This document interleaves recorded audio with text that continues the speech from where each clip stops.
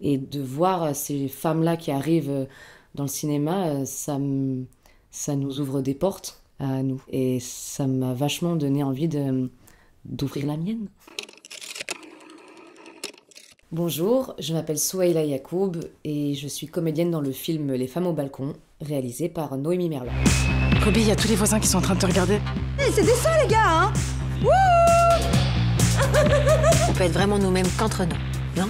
C'est l'histoire de 3 femmes qui vivent à Marseille, 3 colocataires qui ont des personnalités très fortes, comme sont les femmes aujourd'hui, qui vont vivre un événement assez dramatique et qui vont peut-être partir en une espèce de revenge movie. Mais c'est comédie slash horreur slash action. C'est un film qui casse les codes, j'aime pas, qui n'a pas de code.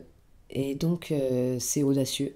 Et c'est très jouissif. Ruby, c'est une femme très libre, c'est une femme qui n'a pas peur de ce qu'on pense d'elle, c'est une femme qui s'assume pleinement, autant dans ses positions politiques, psychiques, je sais pas comment on pourrait appeler ça, que dans ses choix esthétiques, vestimentaires, ouais, même dans ses choix amoureux, enfin vraiment dans tout, elle est vraiment en accord parfait avec elle-même. Ruby est une cam girl et on s'est posé la question, est-ce qu'elle ferait ça pour l'argent? Et on s'est dit, mais non, il y a des gens qui font vraiment...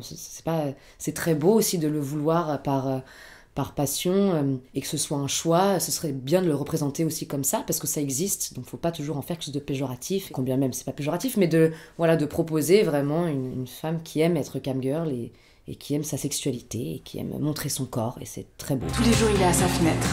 Sublime. Mystérieux. Il a envoyé un message. Venez boire un verre à la maison et... Non. Ah non. Si.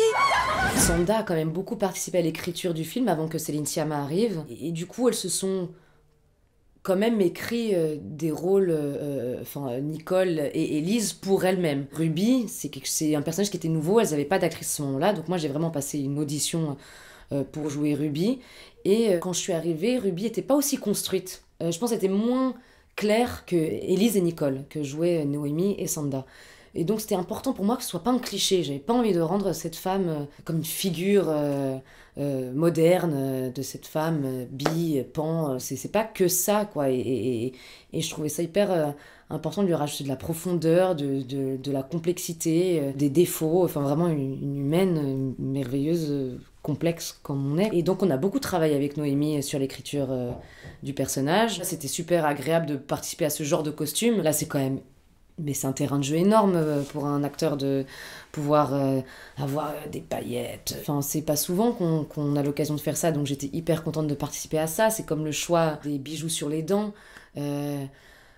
Voilà, c'était 1, 2, jamais... Non, mais plus. J'avais envie de m'amuser aussi. Ouais, jusqu'à dans le choix des ongles, le choix de ses poils, de sa posture aussi. Ruby a un serpent dans le dos avec une brûlure. On a travaillé avec une chorégraphe pour Ruby, quelque chose d'un peu anguleux. C'était hyper collaboratif, hyper créatif, hyper chouette. Même sur le plateau, j'ai changé, des fois il y avait des dialogues ou des scènes, et j'ai dit, ah mais... J'ai l'impression que Ruby pourrait peut-être dire plus ça. Si elle m'avait dit non, c'est pas le cas, j'aurais été hyper contente de ça et je l'aurais fait. Et c'est juste que comme c'est une réalisatrice qui est très ouverte à la proposition, qui n'a pas d'ego du tout par rapport à ça, elle nous a permis de réécrire des choses, de penser avec elle. Ruby. Ruby, qu'est-ce qui s'est passé? En fait, je me posais la question aujourd'hui, je me suis demandé, mais est-ce qu'on savait que ça allait être autant action et gore et drôle? Ce film, je pense que s'il n'y avait pas eu le côté comique et burlesque, je sais même pas si j'aurais voulu tant que ça avoir le rôle, quoi. C'est justement ce côté bizarre de rythme, inattendu et audacieux. Je me suis dit, faire un sujet aussi deep et aussi nécessaire et aussi profond que le harcèlement, que des agressions, mais tourné sous une comédie et oser de casser des codes, c'est justement pour ça, moi, que je voulais le faire. Maintenant, je sais pas si je m'étais rendu compte sur le plateau que ça allait donner ça. Je crois que c'est plutôt en regardant le film, on fait « Ah, mais ouais, c'est vraiment un film d'action, c'est vraiment ça, c'est vraiment ça. » Je crois pas que je m'étais rendu compte. Et en fait, quand j'ai vu le film, et aussi la musique qui a été faite, le montage qui a été fait, les couleurs, l'étalonnage, tous les métiers qui se sont réunis... Et en fait, je l'ai vraiment vu comme un conte, une lettre d'amour aux femmes, même... aux hommes. Élise. Je peux pas respirer. Qu'est-ce qu'on va faire de toi maintenant? Il m'a donné envie de réaliser.